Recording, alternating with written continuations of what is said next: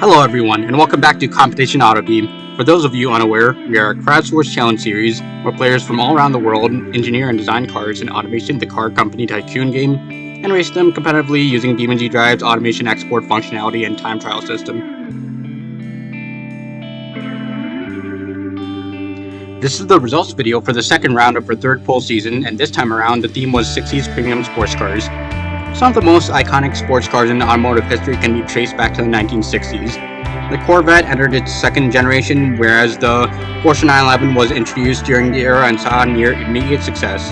British Leyland was arguably at its peak in the 60s, with cars like the MGB and Triumph TR6 selling in volume numbers, while the Jaguar E-Type being a benchmark in the segment.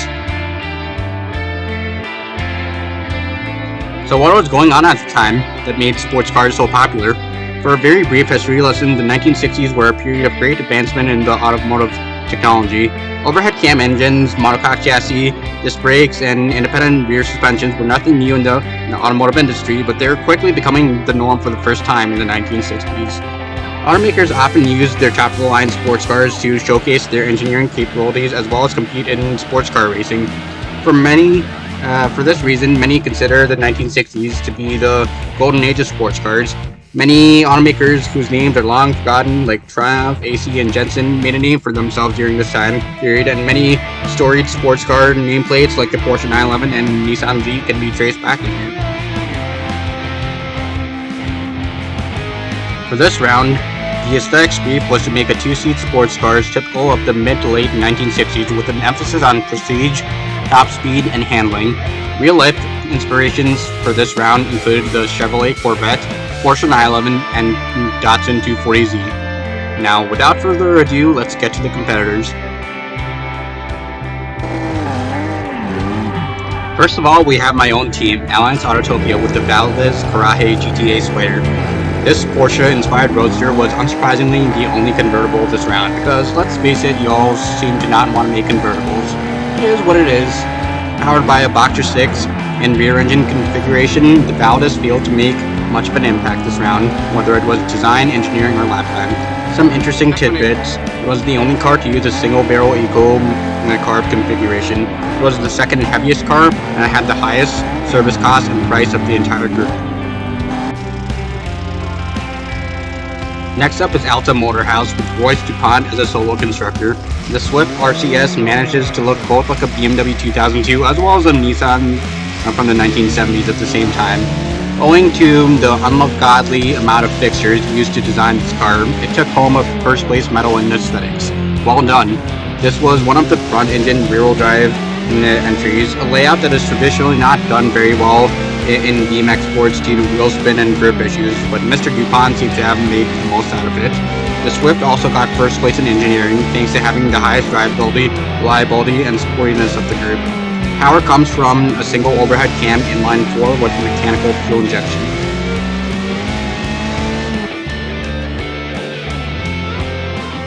Here we have CAB manager LS Swapped RX-7 going solo once again with his team Baseworks.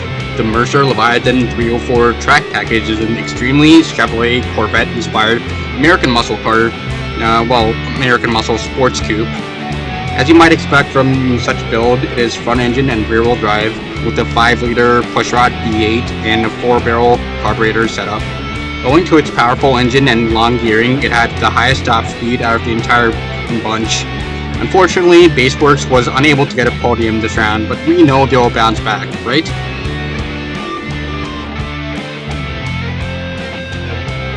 The boys at Chapeau Squadron came flying in with the Frakazan Eluju V6. Yeah, I think I pronounced that correctly. And now available for voiceovers in both English and French.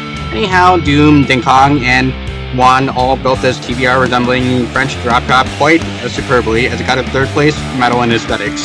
Very interestingly, despite its long nose profile, this car is rear engine and has a Boxer 6. Some say that a Porsche engineer or two might have jumped ship to work on the Frakazan, but we are unable to confirm this. With the second and highest sportiness of the group, it's unsurprising that they just missed out on a podium for a lap time. The German-Icelandic duo of Krumi and Carl K are back. CGM submitted the Laura Monstro Strada 3, which to me looks like an Alfa Romeo in the front and a Ferrari in the back. This is one quick little Grand Tour, notching second place in lap time. I can't say I'm surprised about this, as Carl O'Kay has shown himself to be a very potent tuner and fearsome driver over his tenure at CAB. Up front, power comes from a single overhead cam V8. The Laura has the best acceleration out of the group, the second lowest weight, the widest tires, and the worst comfort, prestige, and fuel economy of the group. Quite an interesting spin on things. I dig it. CyberClown19 of Cybersports is the founder of this whole competition, and he submitted quite an interesting entry to this round.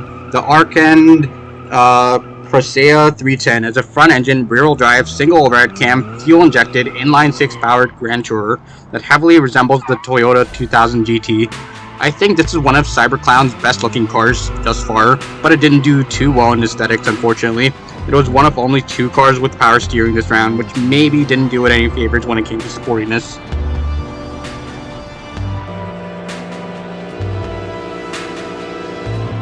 DEC are at it again.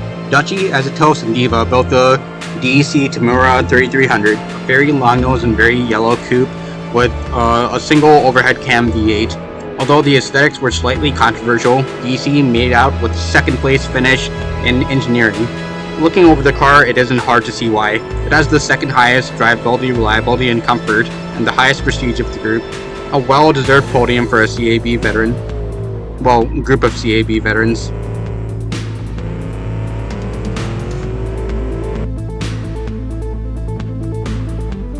A newcomer to the season, D-Point of DuPont, submitted the DuPont Strider GS, which happens to be an American automotive executive's idea of what a sports coupe should be, with its muscle car-inspired styling and a single overhead cam V8. It appears that the bold styling direction paid off very well for D-Point, who found herself the recipient of the second place aesthetics medal. Unsurprisingly, this has the most power out of all of the entrants, as well as the highest weight. One of 2 cars with power steering, it has the highest comfort out of the group and second highest reliability.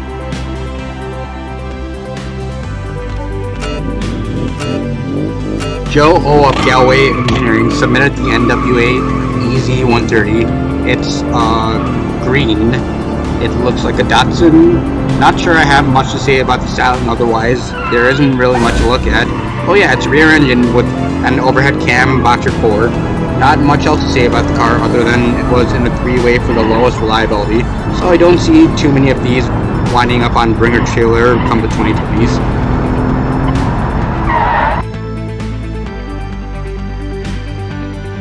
The Transom Trans, built by Harmless, so nice to say it twice, is quite an odd duck. It's very yellow and very round and looks about 20 years out of date. It's the only front-wheel drive entry, and not only that, it's front transverse too.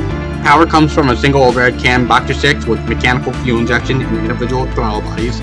This is the lightest car out of the entire group at 670 kilograms. There are literally people on record who weighed more than this car.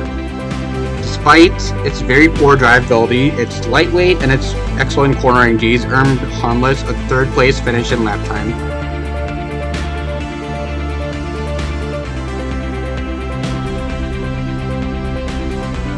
Merja of Merja Cars Autobeam team, the man, the myth, the legend.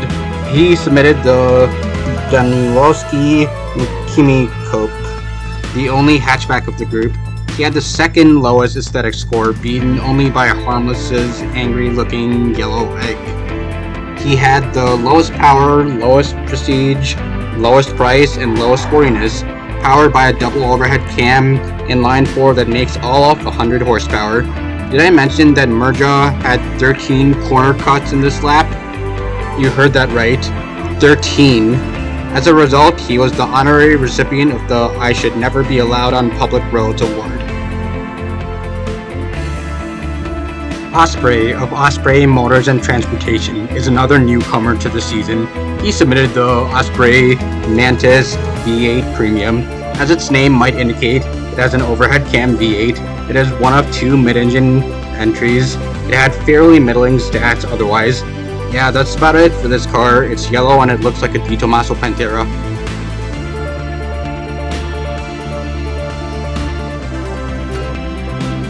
And finally, we have the terrific trio of Racing Republic with Joe Collins, Seasage, and Elmac. they submitted the Maxige Excelsior, a very handsome Ferrari-esque mid-engine coupe. The body they used was perhaps a little bit period incorrect, which is why Joe Fallon's aesthetic score took a plunge this round. However, they more than made up for it with the fastest lap time. The car had the highest sportiness and prestige of the group. See the amazing lap time for yourself here.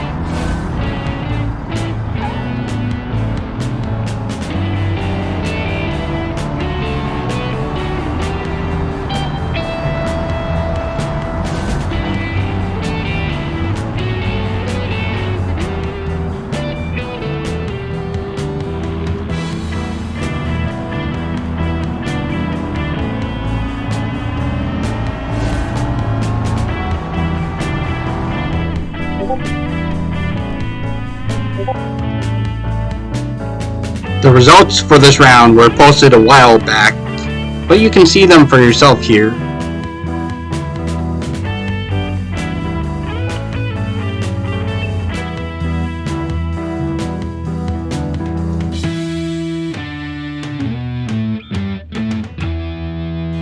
And I think that just about sums it up. Thank you all for watching, and I can't wait to see your next batch of creations.